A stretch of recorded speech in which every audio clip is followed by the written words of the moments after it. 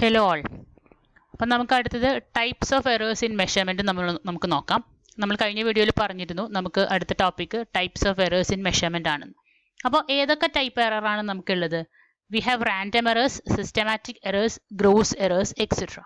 3 type എററാണ് മെയിനായിട്ടുള്ളത്. ഏതൊക്കെയാണ്? Random error, systematic error and gross error. The systematic error can be further subdivided into observational error, environmental error and instrumental error. Systematic errors can be further subdivided into observational error, environmental error and instrumental error.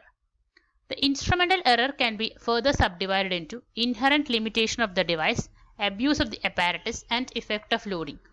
Instrumental error can be further subdivided into inherent limitation of the device, abuse of the apparatus and effect of loading. ഇതൊക്കെയാണ് നമുക്കുള്ള type of errors. What are they?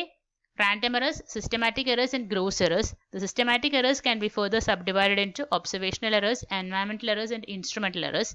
Instrumental errors can be further subdivided into inherent limitation of the device, abuse of the apparatus and effect of loading. Okay, let us see each and every one in detail.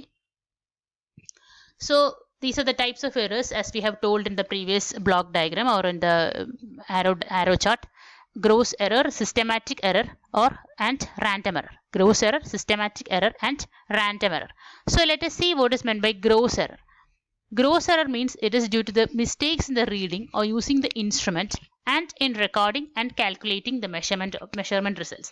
അതായത് നിങ്ങൾ ലാബിൽ experiment ചെയ്യുന്ന സമയത്ത് നിങ്ങൾ reading എടുക്കുന്ന സമയത്ത് തെറ്റുവരുത്തുന്നു, അതുപോലെ തന്നെ അത് റെക്കോർഡ് ചെയ്യുന്ന സമയത്ത് തെറ്റുവരുത്തുന്നു. അതായത് ഇപ്പം നിങ്ങൾ ലാബിൽ 4 പേര് കൂടി എക്സ്പെരിമെന്റ് ചെയ്യുന്നത്, എ പറഞ്ഞു 5.2 എന്നുള്ളത്, ബി കേട്ടു 5.02 എന്ന് കേട്ടു. അപ്പോൾ അത് അങ്ങനെ ഒരു എറർ വരാം അല്ലേ? അതായത് ഐ റിപ്പീറ്റ്, എ പറഞ്ഞു 5.02 എന്ന്, ബി കേട്ടത് 5.2 എന്നാണ്. അപ്പോൾ നമുക്കൊരു എറർ വരാം. അതാണ് ഒരു type error. Okay, this is because of the human mistakes. Because of the human mistake കൊണ്ടാണ് എറർ വരുന്നത്. May be of any magnitude and cannot be subjected to mathematical treatment. അത് നമുക്ക് എങ്ങനെ വേണമെങ്കിലും ആവും. ഒരാളൊന്ന് പറഞ്ഞു, വേറെ ആൾ കേട്ടു, അല്ലെങ്കിൽ നോക്കിയപ്പോൾ തെറ്റി. അതുപോലെ നിങ്ങൾ മില്ലി വോൾട്ടിൽ നിങ്ങൾ സ്കെയിൽ ഇട്ടിട്ട് നിങ്ങൾ വോൾട്ടിൽ റീഡിംഗ് എടുത്തു, അതുപോലെ മൾട്ടിപ്ലിക്കേഷൻ ഫാക്ടർ ചെയ്തില്ല. ഇതൊക്കെ സാധാരണ ഇതിൽ സംഭവിക്കുന്ന എററാണ്. നിങ്ങൾ ലാബ് ചെയ്യുകയാണെങ്കിൽ ഒരു പക്ഷേ മനസ്സിലാവും. ഇപ്പോൾ വാട്ട് മീറ്ററിന് 2 മൾട്ടിപ്ലിക്കേഷൻ ഫാക്ടർ ഉണ്ട്, പക്ഷെ നിങ്ങൾ മൾട്ടിപ്ലിക്കേഷൻ ഫാക്ടർ എടുത്തില്ല, അപ്പോൾ നിങ്ങൾക്ക് ആൻസർ തെറ്റിപ്പോവും. The complete elimination is not possible. ഈ ഗ്രോസ് എററിന്റെ പ്രത്യേകത എന്താണെന്ന് വെച്ച് കഴിഞ്ഞാൽ നമുക്കത് കംപ്ലീറ്റ് ആയിട്ട് എലിമിനേറ്റ് ചെയ്യാനൊന്നും പ്രാക്ടിക്കലി പോസിബിൾ അല്ല. Improper use of measuring instruments, loading effects on the meters, improper reading, failure to eliminate parallax error, improper setting of zero, ഇതൊക്കെ അതിന് റീസൺസ് ആയി മാറാം. ഓക്കെ, എന്തൊക്കെയാണ്? Improper use of measuring instrument, loading effect on the meters, മീറ്ററിന്റെ loading effect ശരിയാവാത്തതുകൊണ്ട്, ഈ പ്രോപ്പറായിട്ട് read ചെയ്യാത്തതുകൊണ്ട്, failure to eliminate parallax error. സാധാരണ ഇതിൽ റീഡിംഗ് എടുക്കുന്ന സമയത്ത് നിങ്ങളോട് നേരെ നിന്ന് റീഡിംഗ് എടുക്കാൻ പറയും. നിങ്ങൾ എത്രത്തോളം അങ്ങനത്തെ അനലോഗ് മീറ്റേഴ്സിൽ റീഡിംഗ് എടുത്തു എന്ന് എനിക്കറിയില്ല, S3 ആയതുകൊണ്ട്. സ്ട്രെയിറ്റ് ആയിട്ട് നിന്ന് നോക്കിയില്ല വെച്ചാൽ നിങ്ങൾക്ക് കിട്ടുന്ന റീഡിംഗ് ഡിഫറെൻ്റ് ആയിരിക്കും. അതുപോലെ ഇംപ്രോപ്പർ സെറ്റിംഗ് ഓഫ് സീറോ, അതായത് നമ്മൾ അതിനകത്ത് വോൾട്ടേജ് സപ്ലൈ കൊടുക്കണേക്കാട്ടി മുന്നേ, അതിനകത്ത് സപ്ലൈ കൊടുക്കുന്നതിന് മുന്നേ അത് സീറോയിലാവണം. ചിലപ്പോൾ എന്താ വെച്ചാൽ അത് സീറോയിലാവില്ലേ, കുറച്ച് സീറോൻ്റെ പിന്നിലേക്ക് ഇറങ്ങി നിൽക്കുന്നുണ്ടാവും. അതായത് അതിൻ്റെ പോയിന്റർ സീറോനെക്കാട്ടിയും താഴെ ആയിരിക്കും നിൽക്കുന്നത്, ചിലപ്പോൾ സീറോനെക്കാട്ടിയും മേലെ ആയിരിക്കും നിൽക്കുന്നത്. അതായത് 0.01 എന്ന രീതിയിലായിരിക്കും പോയിന്റർ നിൽക്കുന്നത്. അപ്പോൾ നിങ്ങൾക്ക് കിട്ടുന്ന റീഡിംഗ് ശരിയായിരിക്കില്ല. ആ ഒരു എറർ എപ്പോഴും ഉണ്ടായിരിക്കും. Great care should be taken. 2 or 3 readings should be taken by different observers. ഇതിന് നമുക്ക് എലിമിനേറ്റ് ചെയ്യാനായിട്ട് എന്താ വഴി? എടുക്കുന്ന സമയത്ത് പ്രോപ്പറായിട്ട് ശ്രദ്ധിക്കുക. അതേപോലെ തന്നെ 2-3 ആൾക്കാർ മാറി റീഡിംഗ് എടുക്കുക പ്രോപ്പറായിട്ട്. ഓരോരുത്തരും ഡിഫറെൻ്റ് ആയിട്ടുള്ള ആൾക്കാർ 2 or 3 റീഡിങ്സ് എടുക്കുക. അപ്പം നമുക്ക് ഈ എറർ കുറയ്ക്കാൻ പറ്റും. Okay, then systematic errors. Systematic എററിന്റെ പ്രത്യേകത, നമ്മൾ രണ്ടാമത് പറഞ്ഞ ടൈപ്പ് എറർ ആയിരുന്നു systematic error. Systematic error remain constant or change according to a definite law on repeated measurement of the given quantity. അത് ചിലപ്പോൾ ഒരേപോലെ നിൽക്കും, അല്ലെങ്കിൽ അതിങ്ങനെ ക്യുമുലേറ്റ് ഒരേപോലെ ഒരു പ്രൊപ്പോർഷണലായിട്ട് എടുത്ത് മാറിക്കൊണ്ടിരിക്കും. It can be evaluated and the influence can be eliminated by the introduction of proper corrections. പ്രോപ്പറായിട്ട് കറക്ഷൻസ് ചെയ്തിട്ടുണ്ടെന്ന് വെച്ചാൽ നമുക്ക് ഈ സിസ്റ്റമാറ്റിക് എററിനെ എലിമിനേറ്റ് ചെയ്യാൻ പറ്റും. A constant uniform variation of the operation of an instrument is known as systematic error. ഇത് constant ആയിട്ടൊരു ചെറിയ മാറ്റം. അപ്പം നമ്മൾ നേരത്തെ പറഞ്ഞു, ഒരു ചെറിയൊരു വ്യത്യാസം എപ്പോഴും എങ്ങനെ റീഡിംഗ് എടുത്താലും ഒരു 0.5 വോൾട്ട് പ്ലസ് 0.5 വോൾട്ട് കൂടിയ നിൽക്കാം. അങ്ങനത്തെ എററുകളൊക്കെ നമുക്ക് അറിഞ്ഞ് കറക്റ്റ് ചെയ്യാൻ പറ്റും. അതാണ് അടുത്ത പറഞ്ഞിരിക്കുന്ന എറർ. എന്താണ്? Systematic error. അപ്പോൾ ഈ സിസ്റ്റമാറ്റിക് എറർ നമുക്ക് പല ടൈപ്പിലുണ്ടാവും. നമ്മളിവിടെ ക്ലാസിഫിക്കേഷനിൽ പറഞ്ഞു എന്തൊക്കെയാണ് സിസ്റ്റമാറ്റിക് എററിന്റെ ടൈപ്പ് എന്നുള്ളത്. ഏതൊക്കെയാണ് സിസ്റ്റമാറ്റിക് എററിന്റെ type? Observational error, environmental error, instrumental error. ഈ 3 ടൈപ്പും നമുക്ക് എന്തിൽ പെടുത്താം? സിസ്റ്റമാറ്റിക് എററിൽ പെടുത്താം. എന്തൊക്കെയാണ്? Observational error, environmental error and instrumental error. ഈ 3ഉം നമുക്ക് എന്തിൽ പെടുത്താം? സിസ്റ്റമാറ്റിക് എററിൽ പെടുത്താം. അപ്പോൾ അതിൽ ആദ്യത്തെ ടൈപ്പാണ് ഇൻസ്ട്രുമെന്റൽ എറർ. അപ്പോൾ അതിനകത്ത് എങ്ങനെയാണ് ഇൻസ്ട്രുമെന്റൽ എറർ? സിസ്റ്റമാറ്റിക് എററിൽ ഇൻസ്ട്രുമെന്റൽ എറർ എങ്ങനെയാണ് വരുന്നത്? Errors inherent in the instruments because of their mechanical structure and calibration of operation of the apparatus used. അതിനകത്ത് നമുക്ക് ഓട്ടോമാറ്റിക് ആയിട്ട് ആ ഇൻസ്ട്രുമെന്റിനകത്ത് ഉണ്ടാവുന്ന എററാണ് എന്ത്? Instrumental error.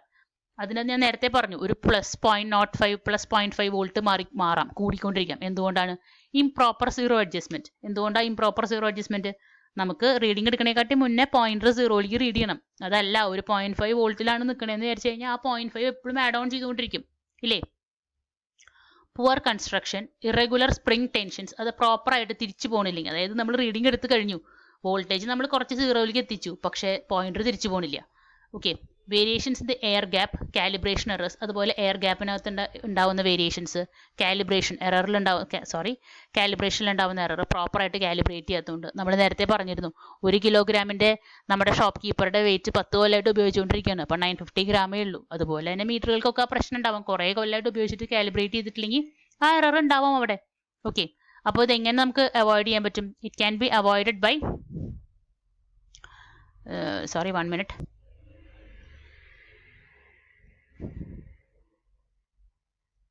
It can be avoided by selecting a proper measuring device for the particular application. അത് measure ചെയ്യാനായിട്ടുള്ള ഒരു പ്രോപ്പർ ഡിവൈസ് ഉപയോഗിച്ച് ഒരു തരത്തിലും നമുക്ക് എറർ കുറയ്ക്കാൻ പറ്റും. Applying correction factors after determining the magnitude of the instrumental error. ഇപ്പോൾ ചിലതിപ്പോൾ നമുക്ക് സീറോയിലേക്ക് തിരിച്ചു പോകുന്നില്ല, ഒരു 0.5 വോൾട്ടിൻ്റെ വ്യത്യാസമുണ്ട്. അപ്പോൾ അത് നമ്മൾ നോക്കി കറക്റ്റ് ചെയ്തുകൊണ്ടിരിക്കുക. Calibrating the measuring device against standard. ഒത്തിരി വ്യത്യാസം വരുന്നുണ്ടെന്ന് വെച്ച് കഴിഞ്ഞാൽ അതിനെ ഒരു പെർട്ടിക്കുലർ സ്റ്റാൻഡേർഡ് ആയിട്ട് കാലിബ്രേറ്റ് ചെയ്യുക. അങ്ങനെ നമുക്ക് ഇൻസ്ട്രുമെന്റൽ എററിനെ കുറയ്ക്കാൻ പറ്റും. Okay. Next is environmental error. Environmental error കൊണ്ട് എന്താ ഉദ്ദേശിക്കുന്നത്? It change with time in an unpredictable manner. നമുക്കതിനകത്ത് ചേഞ്ചസ് വരുന്നത് എൻവയറമെന്റൽ ഫാക്ടേഴ്സ് കൊണ്ടാണ് ചേഞ്ചസ് വരുന്നത്. ഇപ്പോൾ റെസിസ്റ്റൻസിനൊക്കെ ഒത്തിരി നമുക്കറിയാം, R is proportional to rho L by A എന്നറിയാം. അപ്പോൾ നമുക്ക് അത് അറ്റ് കോൺസ്റ്റന്റ് ടെമ്പറേച്ചർ നമ്മൾ പറയുന്നുണ്ട്. ഇനി ടെമ്പറേച്ചർ മാറിക്കഴിഞ്ഞാൽ അതിനകത്ത് വ്യത്യാസങ്ങൾ വരാം ഇല്ലേ? അതുപോലെ use of N instrument in different conditions than in which it was assembled and calibrated. അത് ഏത് ക്ലൈമാറ്റിക് കണ്ടീഷൻസിലാണോ കാലിബ്രേറ്റ് ചെയ്തേ, അല്ലെങ്കിൽ ഏത് കണ്ടീഷൻസിലാണോ അത് അസംബിൾ ചെയ്തേ, അതിനേക്കാളും എൻറ്റയർലി ഡിഫറെൻ്റ് ആയിട്ടുള്ള ഒരു സിറ്റുവേഷനിലാണ് അത് വർക്ക് ചെയ്യുന്നതെങ്കിൽ തീർച്ചയായിട്ടും അതിന് എറർ ഉണ്ടാവാം. Okay. Change in temperature is the main reason. ഞാൻ നേരത്തെ നിങ്ങളുടെ അടുത്ത് പറഞ്ഞു അറ്റ് കോൺസ്റ്റന്റ് ടെമ്പറേച്ചർ അല്ലേ? അറ്റ് കോൺസ്റ്റന്റ് ടെമ്പറേച്ചർ നമ്മൾ പലപ്പോഴും പറയുന്നുണ്ട് പല കണ്ടീഷൻസിനും. അപ്പോൾ ടെമ്പറേച്ചർ മാറിക്കഴിഞ്ഞാൽ തീർച്ചയായിട്ടും അതിൻ്റെ വാല്യൂസിൽ മാറ്റം വരും. അതാണ് എൻവയറമെന്റൽ ഫാക്ടറിൽ നമുക്ക് പെടുത്താൻ പറ്റുന്നത്. Humidity, altitude, earth's magnetic field, gravity, stray, electrostatic and magnetic fields, ഇതുകൊണ്ടൊക്കെ നമുക്ക് തൊട്ടടുത്തിരിക്കുന്ന ഡിവൈസിലെ മാഗ്നറ്റിക് ഫീൽഡ് കൊണ്ടൊക്കെ നമുക്ക് എന്ത് വരാം? വ്യത്യാസങ്ങൾ വരാം. അതെല്ലാം നമുക്ക് എൻവയറമെന്റൽ ഫാക്ടേഴ്സിൽ പെടുത്താം. ഇതെല്ലാം സിസ്റ്റമാറ്റിക് എറർ എന്ന് പറഞ്ഞ മെയിൻ ഹെഡിങ്ങിന്റെ താഴെയാണ് വരിക. ഓക്കെ. ഇനി നമുക്ക് എന്താണ്, എങ്ങനെ നമുക്ക് അതിനെ റെഡ്യൂസ് ചെയ്യാം? എന്തിനെ? നമ്മുടെ എൻവയറമെന്റൽ എററിനെ എങ്ങനെ റെഡ്യൂസ് ചെയ്യാം? It can be reduce by taking the following precautions. Using the instrument in control conditions. Proper ആയിട്ടുള്ള കണ്ടീഷനിൽ മാത്രം ഇൻസ്ട്രുമെന്റ് യൂസ് ചെയ്യുക, ഒരു method. Then deviations in local conditions can be determined and suitable corrections to the instrument readings applied. Proper ആയിട്ട് അതിന്, കാരണം നമുക്ക് local ആയിട്ടുള്ള ഇഷ്യൂസിനെ നമുക്ക് സോൾവ് ചെയ്യാൻ പറ്റില്ല, ചില പ്രശ്നങ്ങൾ സോൾവ് ചെയ്യാൻ പറ്റില്ല. അപ്പോൾ അതിനെ മിനിമൈസ് ചെയ്യാൻ നമുക്ക് നോക്കാൻ പറ്റും. Using instrument which is immune to these effects. ഇങ്ങനത്തെ പ്രശ്നങ്ങളൊന്നും ഇല്ലാത്ത ഒരു ഇൻസ്ട്രുമെന്റ് യൂസ് ചെയ്യാം. പക്ഷെ അത് എപ്പോഴും പ്രാക്ടിക്കലി പോസിബിൾ ആവണമെന്നില്ല, ചിലപ്പോൾ അത് എക്സ്പെൻസീവ് ആയിരിക്കാം. Okay. Next, using techniques that eliminate the effects of this disturbance. ഇതിൻ്റെ ഡിസ്റ്റർബൻസ് കുറയ്ക്കാവുന്ന രീതിയിൽ അല്ലെങ്കിൽ എലിമിനേറ്റ് ചെയ്യാവുന്ന രീതിയിൽ ടെക്നിക്സ് യൂസ് ചെയ്യാം. Provide electrostatic and magnetic shields. തൊട്ടടുത്തിരിക്കുന്ന ഒരു മാഗ്നറ്റിക് മെറ്റീരിയൽ കൊണ്ട് ഇതിൻ്റെ വാല്യൂ വ്യത്യാസം വന്നു, അപ്പോൾ അതിന് ഷീൽഡ് കൊടുക്കാം, അല്ലെങ്കിൽ ആ അടുത്തിരിക്കുന്ന മാഗ്നറ്റിക് ഫീൽഡ് എന്തെങ്കിലും ഉണ്ടെങ്കിൽ അതിനോട് മാറ്റി വയ്ക്കാം. All together new calibrations can be made in new conditions. അല്ലെങ്കിൽ നമുക്ക് ഇതിനകത്ത് ഈ പുതിയ സിറ്റുവേഷനിൽ നമുക്ക് കാലിബ്രേറ്റ് ചെയ്തിട്ട് അങ്ങനെ ഉപയോഗിക്കാം. ഇങ്ങനത്തെ ഒരു പോസിബിലിറ്റിയും കൂടി ഉണ്ട് സിസ്റ്റമാറ്റിക് എററിൻ്റെ സബ് ഡിവിഷനായ എൻവയറമെന്റൽ എററിനെ കുറയ്ക്കാൻ വേണ്ടിയിട്ട്. ഓക്കെ. ഇനി നമുക്ക് അടുത്തത് ഏതാണ്? Observational error. ഇതാണ് ഞാൻ നേരത്തെ നിങ്ങളുടെ അടുത്ത് പറഞ്ഞത് ഒരു പാരലാക്സ് എററിനെ പറ്റിയിട്ട്. ഒബ്സർവേഷണൽ എറർ അത് ആരാ ഇൻട്രൊഡ്യൂസ് ചെയ്യുന്നത്? Introduce by the observer. അപ്പോൾ ഇവിടെയാണ് നമുക്ക് നമ്മുടെ റീഡിങ് എവിടെയാണ്? ഈ ടെസ്റ്റ് ട്യൂബിനകത്ത് നമുക്ക് 19.7 ml നമുക്ക് വെള്ളം അല്ലെങ്കിൽ ആ ലിക്വിഡ് നിൽക്കുന്നത്. അത് നേരെ നോക്കുകയാണെങ്കിൽ നമുക്ക് പ്രോപ്പറായിട്ട് കിട്ടും. പക്ഷേ അതല്ല, ഒന്ന് ഇങ്ങനെ ചെരിഞ്ഞിട്ട് നോക്കണമെങ്കിൽ എന്ത് പറ്റും, ഈ കണ്ണ് ഇങ്ങനെ പോവുക, ഇത് ഇവിടെ നിൽക്കണ പോലെ തോന്നും. അപ്പോൾ 19.82 ആയിട്ട് നോക്കും. അതേസമയം ഇവിടെ നിന്ന് നോക്കുകയാണെങ്കിലോ 19.62 എന്ന വ്യത്യാസം വരാം. അപ്പോൾ ഇത്രയും വ്യത്യാസങ്ങൾ നമുക്ക് ഇതിനകത്ത് വരും. That can be caused due to parallax error.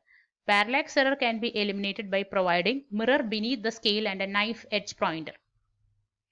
അപ്പോൾ അത് പാരലാക്സ് എറർ എപ്പോഴും നേരെ നിന്ന് നോക്കണം, ഒരു വഴി. രണ്ടാമത് അത് കുറയ്ക്കാൻ വേണ്ടി നമ്മൾ എന്ത് ചെയ്യുന്നു വെച്ച് കഴിഞ്ഞാൽ നമ്മളൊരു മിറർ വെക്കും. സാധാരണ രീതിയിൽ ഒരു മിറർ വെച്ച് കഴിഞ്ഞാൽ നമുക്കത് കുറച്ചും കൂടി എറർ കുറയ്ക്കാൻ പറ്റും. പിന്നെ പോയിന്റർ, നല്ല ഷാർപ്പായിട്ടുള്ള ഒരു പോയിന്ററും ഉപയോഗിക്കാം. ഈ രണ്ട് തരത്തിലും നമുക്ക് പാരലാക്സ് എററിനെ കുറയ്ക്കാൻ പറ്റും. പക്ഷേ ഏറ്റവും ഇമ്പോർട്ടൻ്റ് ആയിട്ടുള്ളത് പാരലാക്സ് എറർ കുറയ്ക്കാനായിട്ട് സ്ട്രെയിറ്റ് ആയിട്ട് നോക്കുക എന്ന് മാത്രമാണ്, നേരെ മേലെ നിന്ന് നോക്കുക. ഓക്കെ, ലാബോറട്ടറിയിൽ എക്സ്പെരിമെന്റ് ചെയ്യുന്ന സമയത്ത് ശ്രദ്ധിക്കേണ്ട ഒരു കാര്യമാണ് കേട്ടോ അത്. നെക്സ്റ്റ്, അടുത്ത എന്ത് ടൈപ്പ് എറർ? അപ്പം നമ്മൾ 2 ടൈപ്പ് എറർ പറഞ്ഞു. മൂന്നാമത്തെ ടൈപ്പ് എറർ ആണ് റാൻഡം ഓർ ആക്സിഡന്റൽ എറർ. ഈ എറർ എന്തുകൊണ്ടാണ് ഉണ്ടാവുന്നത്? These are the errors that remain even after systematic errors have been substantially reduced. Systematic error ഒക്കെ കുറച്ചാലും ഈ റാൻഡം ഓർ ആക്സിഡന്റൽ എറർ അപ്പോഴും എക്സിസ്റ്റ് ചെയ്യുന്നുണ്ടാവും.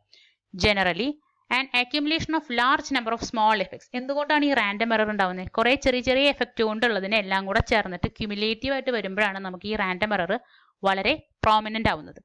Variable magnitude and sign and do not obey the known law. അത് ഒരു നമുക്ക് പ്രത്യേകിച്ച് ഇങ്ങനെയാണ് accidental error എന്ന് വിളിക്കാനുള്ള കാരണം, അത് ഇങ്ങനെയാണെന്ന് നമുക്ക് പറയാൻ പോലും പറ്റില്ല. പലതരത്തിൽ അത് ബിഹേവ് ചെയ്യാം. Okay, it becomes evident when different results are obtained on repeated measurements of one and the same quantity. ഒരേ ക്വാണ്ടിറ്റിനെ നമ്മൾ പല പ്രാവശ്യം മെഷർ ചെയ്യുന്ന സമയത്ത് നമുക്ക് പല പല വാല്യൂസ് കിട്ടുകയാണെങ്കിൽ, അതായത് നമ്മുടെ വോൾട്ട് മീറ്റർ ഒരു വോൾട്ടേജ് നമ്മളൊരു പർട്ടിക്കുലർ വാല്യൂവിൽ, നമ്മുടെ ഓട്ടോ ട്രാൻസ്ഫോമർ നമ്മളൊരു പർട്ടിക്കുലർ വാല്യൂവിൽ സെറ്റ് ചെയ്തു.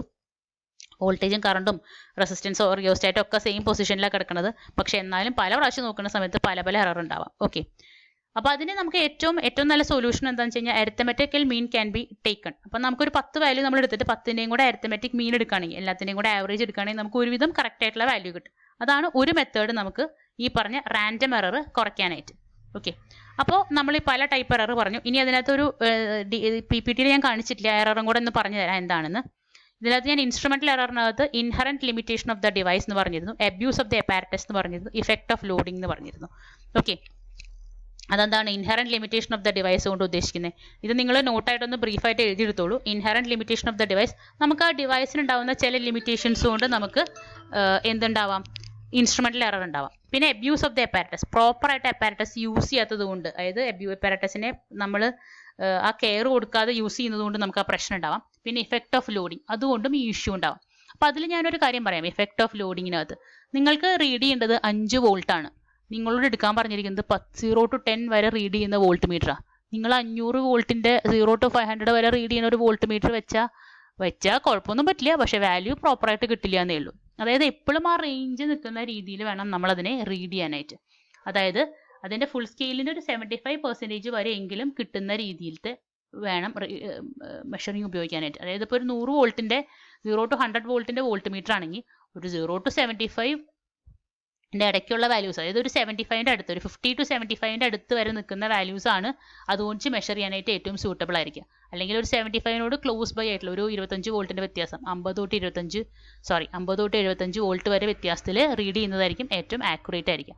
അതേസമയം 5 വോൾട്ട് മെഷർ ചെയ്യാനായിട്ട് നിങ്ങളൊരു 100 വോൾട്ടിൻ്റെ വോൾട്ട് മീറ്റർ വെച്ചാൽ കിട്ടുന്ന വാല്യൂ ഭയങ്കര ഡിഫറെൻ്റ് ആയിരിക്കും. അപ്പോൾ ആ രീതിയിലേക്ക് പോവാണ്ടിരിക്കാം.